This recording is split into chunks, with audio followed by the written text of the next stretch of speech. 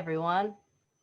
My name is Amanda Fruta. I'm the Public Affairs and Communications Specialist for Carolyn Campagna Kleefeld Contemporary Art Museum at Cal State Long Beach, and I am here with Cassandra Leeman, and she is the project manager for the Port City Creative Guild and has managed the collaborative curatorial process for Couriers of Hope. And the exhibition is open for a few more days, and we're really excited to participate as an institution that is really focused on arts integrated learning. So any way we can amplify creativity and messages of encouragement and empowerment to our next generation of artists and citizens, we love to be a part of it. And so many organizations have come together for this effort, but I will pass it over to Cassy and she can kind of introduce the background of the project and how it all came together. Yeah, well, Port City, it began at the beginning of pandemic, actually, in a response to help create the creative community during the pandemic. We felt the Jag Molina Family Foundation felt that there wasn't enough financial support to creatives within Long Beach, and they wanted to find a way to provide that. And so Creative Class and Intertrend came together with the Jag Molina Foundation to create Port City. And the first iteration was a virtual gallery where we had curated 10 local Long Beach artists to create large scale artworks and sculptures that were for sale on this virtual gallery and are still for sale on the virtual gallery. You can go on there and it's in the emergent section of the exhibit. And then we wanted to grow this a little bit more. The first 10, they were amazing and the artwork's phenomenal. It's large scale, like I said, but we wanted to make a bigger impact within the community. And then also create this, not create, but really enforce the idea of art being accessible and creating large scale or small scale work for accessible pricing. That's really where the idea for Port City came from. And then we wanted to unify the community and get the Long Beach Unified School District involved. And to make sure that students were able to participate, we got a little bit worried about trying to, ask them to pay $5 or $1 for a piece of artwork, just because, maybe some kids didn't have $1 or $5 to buy that artwork. So then the whole idea of the trading program came into fruition of, maybe the idea is these kids create their own artwork and then they trade them for the artist's artwork. And that's kind of how the Port City program became, what it is today. It wasn't this one grand idea. It was just like all of these ideas were solutions to problems that we saw within the community, and we just wanted to be able to provide something for the youth of Long Beach and create real connections with artists and students. So that's kind of where Port City program started. Nice. Yeah, I think we need that more than ever right now, especially because so many of us are feeling disconnected. And I think this was a really great way to directly connect local artists with local students. And I think that's really amazing.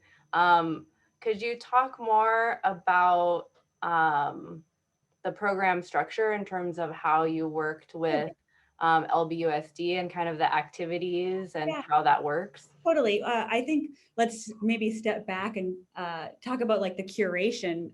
Sure. We can't do it ourselves.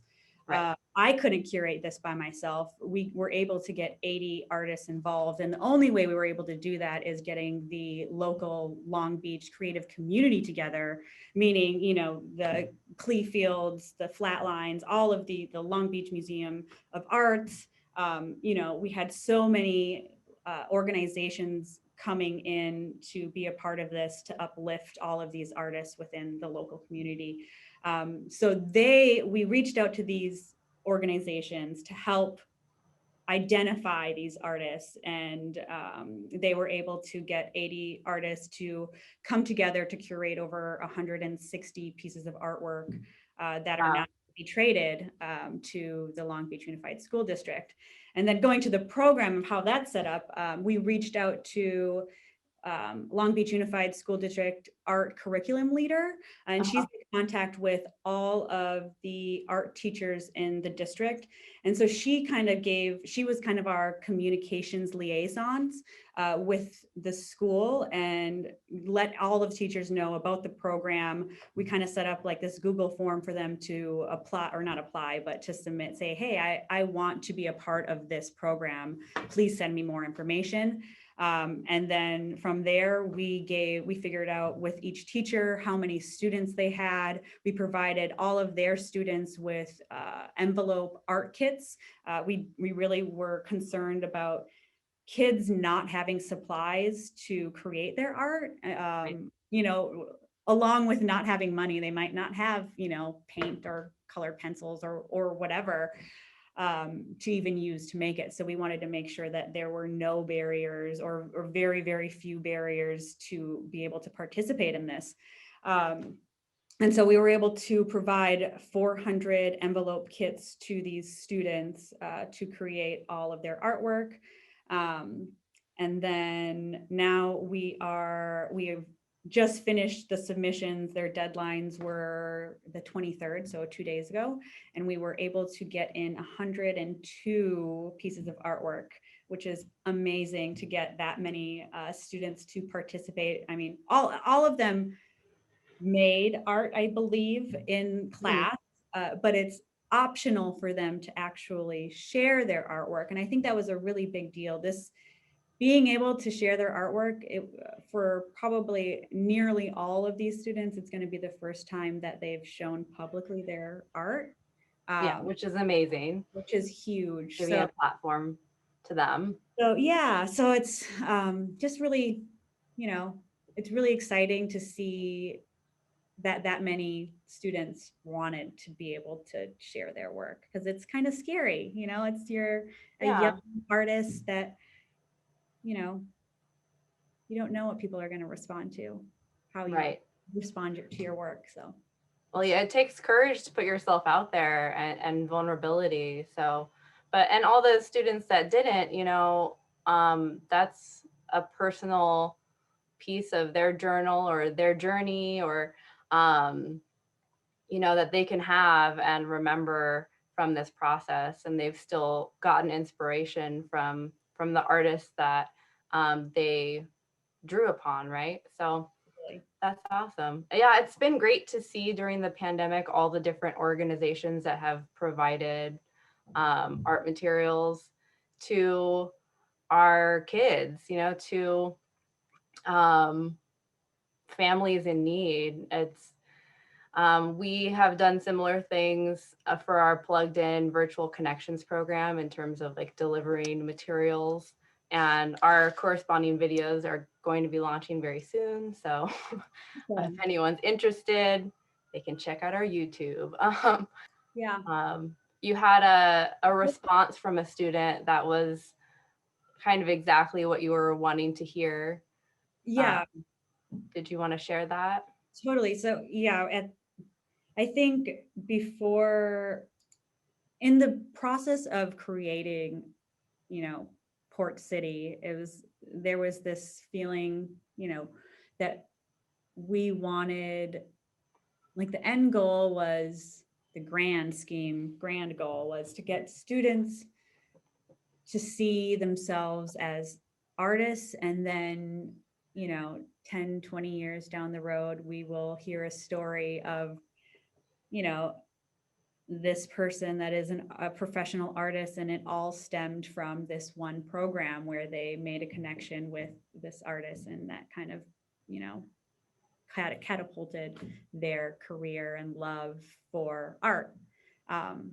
So prior to even the program starting, the students even having to go through the lesson plans that we created, a teacher asked the students to read the Long Beach Post article that was written on Port City to say, and write a blurb, just what do you think of the program? And one of the students' response was, I think that the high school art students being able to trade their work with professionals is such an interesting concept. It encourages the two groups to communicate artistically and gives students a view into the professional art world. The exchange of art itself is almost as encouragement to aspiring artists that says, this piece was in a museum and was traded for yours. Your art is valuable and important. You are important. And for them to be able to Awesome. get that and feel that even before the program happened, and before they were even had the opportunity to go through it, it was like, it was just like so much fuel to continue and to push through with this. And it's like so inspiring for the entire team just to know that, that's kind of the impression that this program is leaving for them. So. Mhm.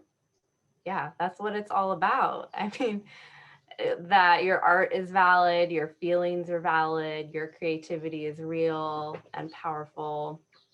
I think not just young people, but we all kind of need to be reminded of that these days. So, yeah, thank you for coming up with this project and this idea.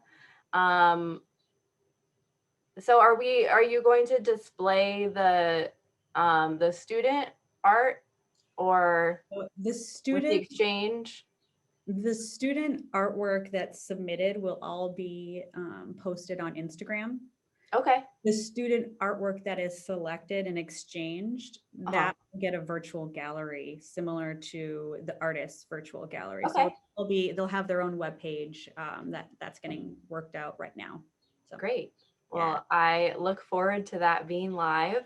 Yeah, and I was very happy to see so many Cal State Long Beach alum that participated. I think most of the artists that Christina Newhouse, our curator of exhibitions, curated for the show, um, are Cal State Long Beach alum.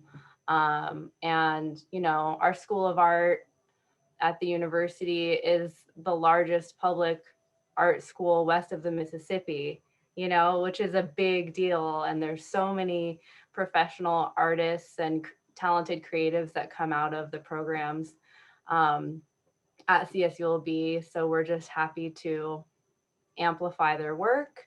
We also had some artists from Cal State Fullerton. So, the CSU system is just churning out talent. So, um, Thank you also for participating. oh yeah, it's our pleasure. And we're just happy to be a part of this kind of larger project to connect all of these arts organizations around these ideas of hope and connection and accessibility. Accessibility is really key right now. And it's important that we meet people where they are, not just with art making, but just with their life, and so providing these resources and making these connections, I think, is more meaningful for the high schoolers that participated than we might be able to know. And for us as arts professionals, it's really inspiring too, just to know that people are having having these different points of access points and points of inspiration that can carry them through their day. Yeah. Totally agree. Thank you again so much. Yeah.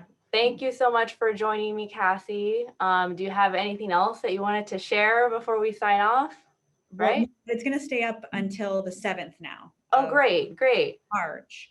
Okay. I'm going to be announcing the student trades on the 5th, and then we're going to give 2 more days for people to go and see the actual artwork live at Psychic Temple. Please mask, social distance.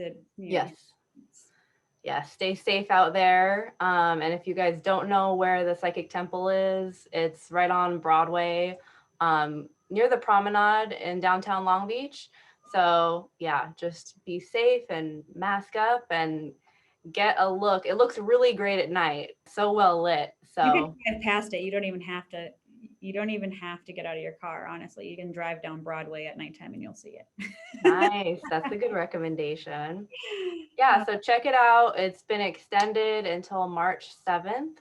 And thanks again, Cassy. Really appreciate your time and your work on this.